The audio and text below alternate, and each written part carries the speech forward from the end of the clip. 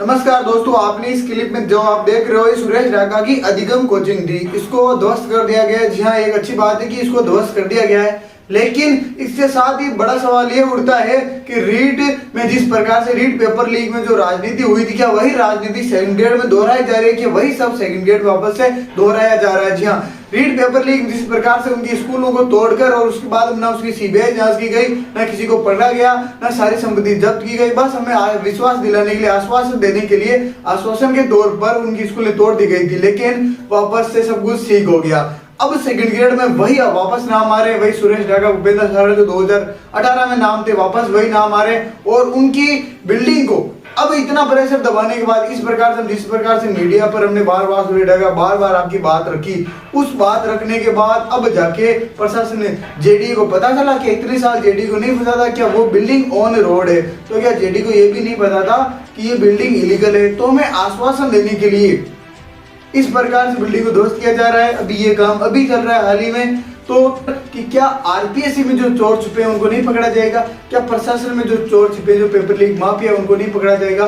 क्या सुरेश ढाका, भूपेंद्र सारण असली चोर है? ये तो कुछ भी नहीं है। जी हाँ दोस्तों, ये कुछ भी नहीं है। तो मेंढक है, मगरमच्छ तो भी समंदर के अंदर ही है। जी हाँ दोस्तों, ऐसा ही कुछ हो रहा है इस भर्ती में भी। सेकंड ग्रेड भर्ती में इस प्रकार से बताया जा रहा है कि जो सरगना है, जो चोर है, वो खुद कबूल रहा है, जिसमें अभ्यर्थी वो खुद कबूल रहे कि 21-22 के दिन ही हमारे पेपर आने शुरू हो गए थे, 24 को जो पेपर पे लिया गए थे। इस प्रकार से जो सेकंड ग्रेड के सारे पेपर हैं, जो 27 दिसंबर तक पेपर हुए, वो सारे के सारे पेपर लीक है। जी हाँ, सारे पेपर आउट है। तो पूरी तरह से ये भर्ती खत्म है, रद्द भर्ती है ये। तो इस प्रकार से इसमें सीबीआई जांच होनी चाहिए, ना कि आप हमें आश्वासन दे रहे हो कि इनकी बिल्डिंग तोड़ दी, ये तोड़ दिया, वो तोड़ दिया। इस प्रकार से जो हमें आश्वासन दिए जा रहे हैं, झूठे आश्वासन सरकार के द्वारा दिए जा रहे हैं, ये गलत है। मैं इसकी निंदा करता हूं और मैं समझता हूं कि ये सब चीजें नहीं होनी चाहिए। सीबीआई जांच होनी चाहिए इस भर्ती की। तो इसी के खिलाफ हम कोर्ट में भी जा रहे हैं। तो अगर आप में से हमारे को साथ देना चाहता है सेकंड ग्रेड वाले भर्ती, तो वो हनुमान किशन जी के हमके द्वारा बनाए गए टेलीग्राम ग्रुप को आप ज्वाइन करो। उस टेलीग्राम ग्रुप से आप सभी जुड़ो, उस पर 5000 10,000 आप लोग जुड़ो, 10,000 लोग जुड़ो, और उसके बाद हम कोर्ट में जाएंगे।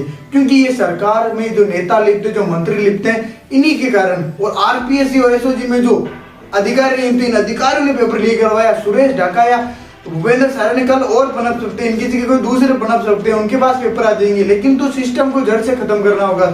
अगर सिस्टम में जो नेता, जो मंत्री, जो इसमें अधिकारी बैठे हैं, उनको आप पकड़ो ना। उनको आप क्यों नहीं पकड़ रहे? उनको तो आप पकड़े नहीं, उन पर कोई कार्रवाई नहीं करे, क्योंकि जो सिस्टम सरकार है वो खुद इसमें लिप्त है, सरकार इसमें शामिल है। तो इस प्रकार से ये राजनीति हमारे साथ कर रहे हैं। ये कोई भी समाधान नहीं है किसी बिल्डिंग को तोड़ना, हमें उससे कोई मतलब ही नहीं है। बिल्डिंग और बिल्डर ही पेपर लेकर नहीं आए थे। पेपर जहां से निकला है वहां तक आप खोज करो ना। ये में झूठे आश्वासन मत दो, हमें बेवकूफ मत बनाओ। युवा बेवकूफ नहीं बनेंगे। जिस प्रकार से आपने रीड में लॉलीपॉप दिया था हमको, हम वो लॉलीपॉप अब नहीं लेंगे।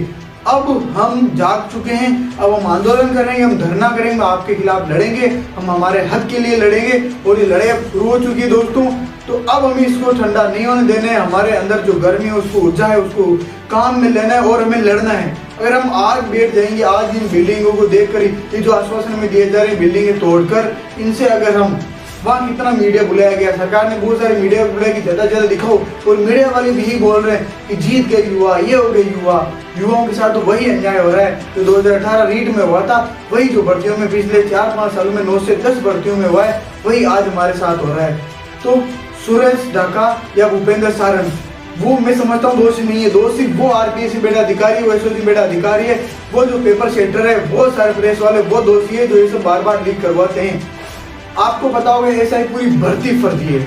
आपने इंटरव्यू देके, आपने सारे सबूत हमारे पास है, आज हमारे पास सारे सबूत है, फिर भी कोई नहीं बोल रहा। ये मुझे नहीं समझ में आ रहा है। आज सभी के पास पता नहीं, लोग प्रशासन से डर रहे हैं, क्योंकि सभी कोचिंग, जो बड़े बड़े कोचिंग माफिया, उनको पता है कि इसमें प्रशासन लिप्त है, इसमें सरकार मंत्री लिप्त है। अगर हम कुछ भी कर दे तो कोई हमें रेड डाल देगा, कोई हमें किसी लीगल तरीके से हमारी बिल्डिंग को तबाह कर देगा।